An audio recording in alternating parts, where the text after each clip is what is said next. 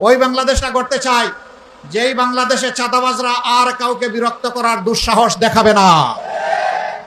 ওই বাংলাদেশটা করতে চাই জায়গায় জায়গায় যারা ওই স্ট্যান্ড এই স্ট্যান্ড দখল করার মতো দুঃসাহস দেখাবে না।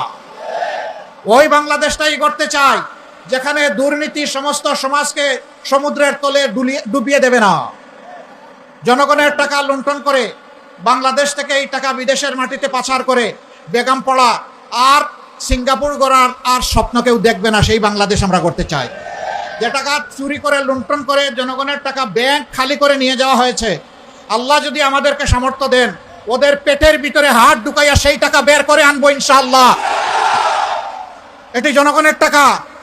এই জনগণের টাকা রাষ্ট্রীয় ট্রেজারিতে যোগ হবে এবং সেখানে এই টাকা দিয়ে জনগণের কল্যাণ এবং উন্নয়ন। মন্ত্রী প্রেসিডেন্ট হলে তার বাড়িতে উন্নয়ন হবে, তার গাড়ির উন্নয়ন হবে না। এদেশের মানুষ ইনসাফের ভিত্তিতে উন্নয়ন পাবে ইনশাআল্লাহ।